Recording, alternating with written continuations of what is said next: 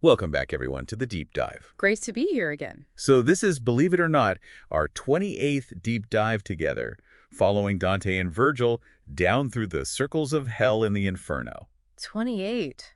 Wow. And we've seen quite a journey so far, haven't we? From, sins of passion to those of violence and fraud. Exactly. And as always, we're not just touring the sites, are we?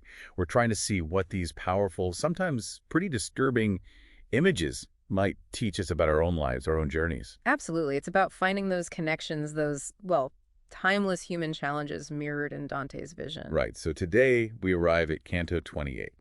We're deep down now, 8th circle, 9th ditch, or Bolgia. And if you thought things were grim before.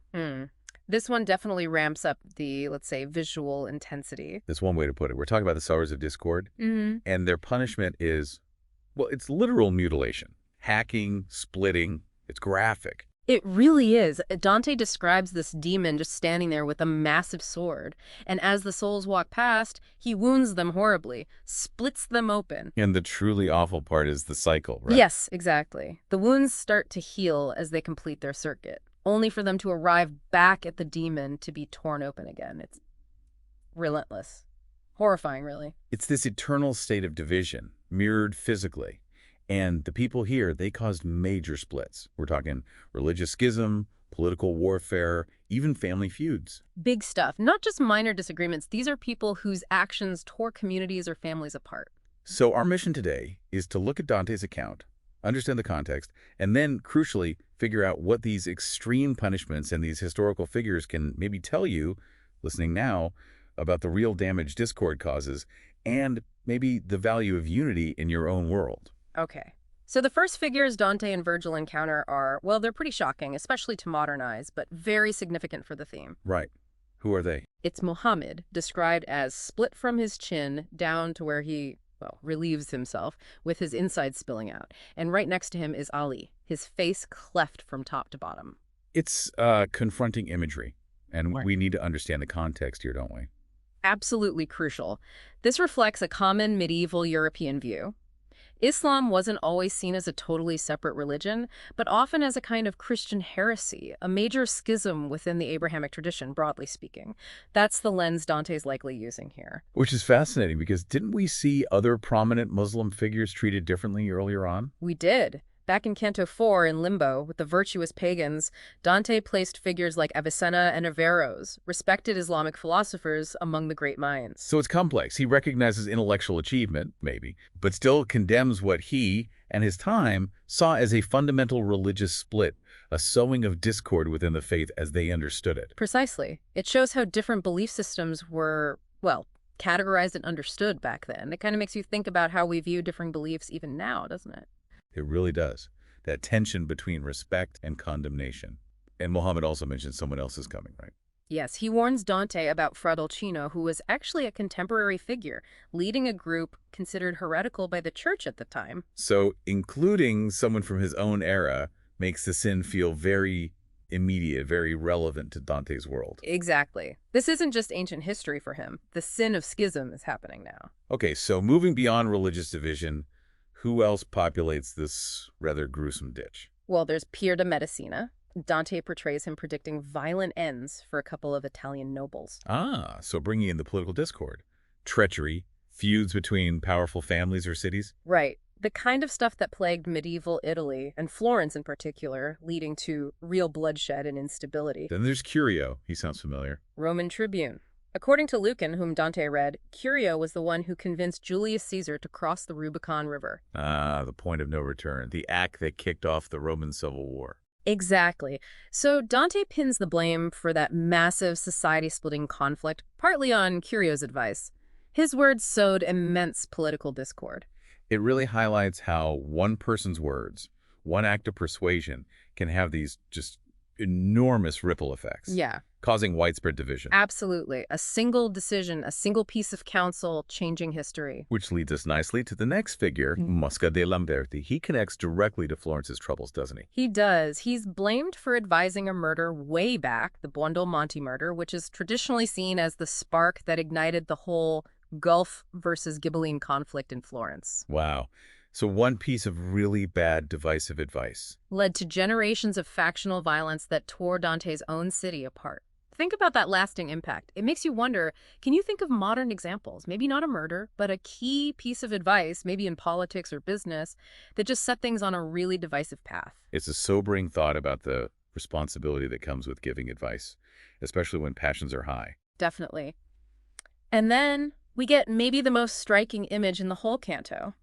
Maybe the whole Inferno. Bertran de Born. Bertran de Born, the troubadour poet.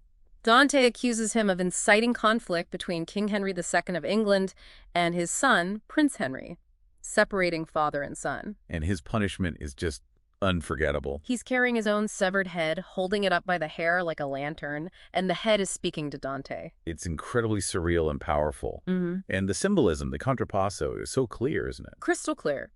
Because he divided father and son, those who should be naturally united, he is physically divided in hell. His intellect, the head, separated from the body. It's where things get really interesting for thinking about consequences. Yeah, what does that image make you think about? About the results of actions you might take that cause splits? In your family, your workplace, your community, that physical separation is such a potent metaphor for the damage done. It really hammers home that idea of contrapasso, the punishment fitting the crime, or mirroring it. We saw it with the lustful blown by winds, the greedy pushing weights. Here, the dividers are divided. And while, as we said, the placement of Muhammad and Ali reflects that specific medieval viewpoint on Islam, raising those questions about understanding different beliefs.